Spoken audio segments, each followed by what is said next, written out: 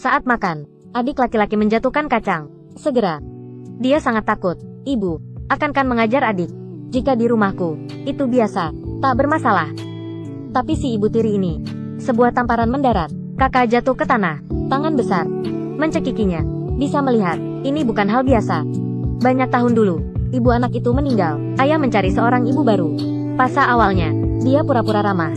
Tapi sesaat lagi, sudah keluar muka nyatanya. Kedua anak jatuh hari-hari hitam. Tapi si ibu tiri tak ingin melepaskan hak asuh. Karena dua anak ini, tiap bulan, didapat uang dari negeri. Dabin banyak kali ingin melawan. Tapi dia ke badan sejahtera asuh. Karena masih kecil, jadi dia baikan. Staf di sini, tak percayanya.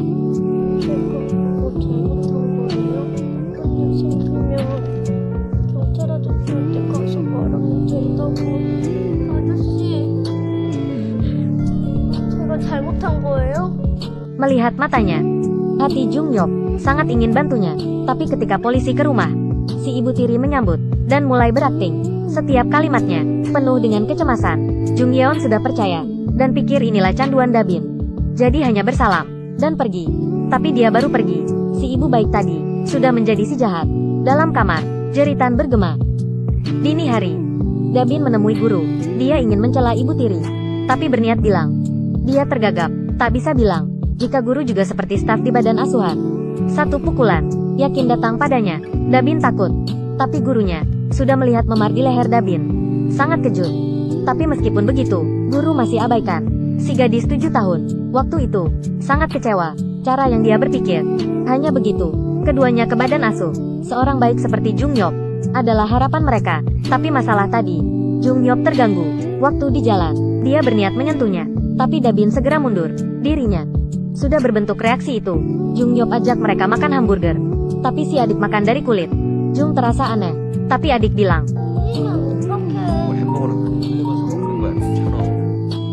di muka Dabin, pertama kali tersenyum. Pasti adalah anak taat. Hari-hari berikutnya, keduanya sering ke tempat Jung Yop. Di jalan, di jelas, atau di kebun binatang. Sudah melihat senyuman keduanya. Di jalan pulang, mainan di mobil yang diberi Jung Yop. Waktu berpisah, dia bahkan berinya uang dan beri Dabin kartu namanya. Beberapa hari lagi, Jung Yop akan pensiun. Mungkin inilah kali terakhir ketemu. Waktu berlalu. Suatu hari setelah kelas, ibu menangkapnya dan tanya, kartu nama Jung Yop. Dia takut menangis dan yakin nanti Dabin terus dipukul. Dalam kamar mandi gelap, Dabin terbaring di tanah. Seluruh badan bergemetar, nyawa lelah. Seperti lilin dengan angin, perlahan padam. Terbalik adalah kamar tamu banyak cahaya. Orang tua sedang makan enak, bahkan minum bir. Tak ada siapa peduli. Dabin hampir mati di kamar mandi. Akhirnya setelah pukulan, ditambah lapar. Dan di sini, Jung Yop menerima telepon. Guru kelas Dabin. Waktu Dabin terbangun, masih memanggil nama Jung Yop. Dan Jung Yop menatap padanya. Jelasnya sudah bocor telinga, luka sangat parah. Tapi Dabin masih menenangkan Jung Yop bahwa tak apa, meskipun bukan sedarah, hanya ketemu beberapa kali. Tapi Jung Yop buatnya merasa kehangatan. Dabin minta Jung Yop bawanya keluar sini. Bagaimana hidupannya? Hanya bisa ikuti Jung Yop. Baginya adalah rumah. Jung Yop tak jawabnya. Dia ketemu ibu tiri. Si wanita kejam ini tutup pintu tak menyambutnya. Habis cara, dia menemukan si ayah. Tapi si ayah kandung ini lebih kejam. Malam itu, Dabin bisa ke rumah, tapi terus dipukul. Ibu tiri menemukan uang diberi Jung Yop. Terus adalah tamparan. Dalam ruang kecil, jeritan terus bergema. Tetangga mendengar, hanya mengkritik, dan lewati. Kali ini orang dipukul banyak. Bukan Dabin, Minjon dipukul sampai mati oleh ibu tiri. Tapi si ibu jahat itu masih berbohong.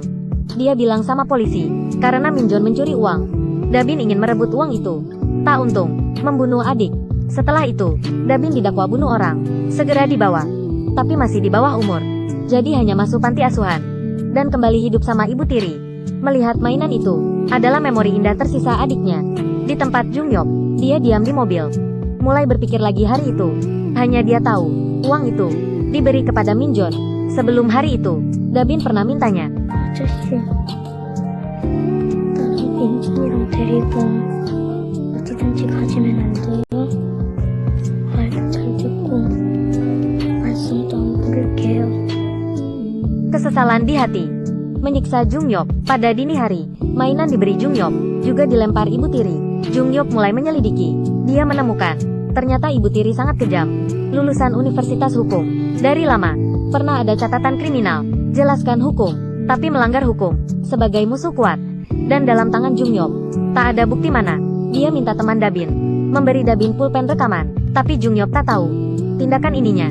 Sekali lagi, mendorong Dabin ke lubang. Waktu dia merekam, dia ditemukan ibu Dabin seperti ekor kelinci. Lemah, pilu, tanpa tempat aman. Mendengar suara di kamar, teman Dabin segera melaporkan. Setelah tahu, Jungyop cemas, membawa tongkat besi. Segera datang. Momen pintu dibuka, Dabin sudah hampir mati. Waktu itu, Jungyop marah berkata,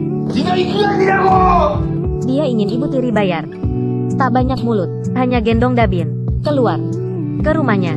Melihat muka banyak lukanya, ibu Jungyop memeluk Dabin. Pada pagi hari, percobaan dimulai, dan di meja hijau, ibu tiri mulai berakting. Setiap kalimat sangat pilu, suara tersesak. Orang jelas hukum sepertinya sedang tahu titik lemah Jungyop.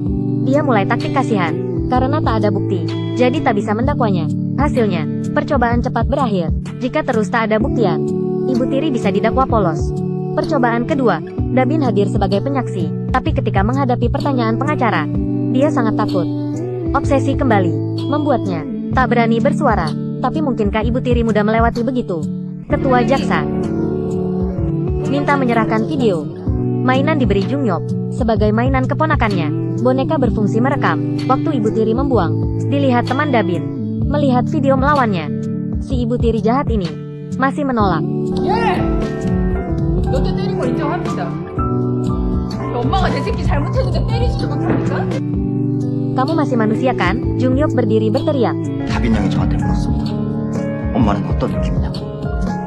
그 어린애가 저한테 그걸 물어봤단 말입니다. Percobaan selesai. Ibu tiri di penjara. Tapi hukum Korea sangat longgar. Pidana sengaja bunuh orang lebih parah. Hanya di penjara 16 tahun.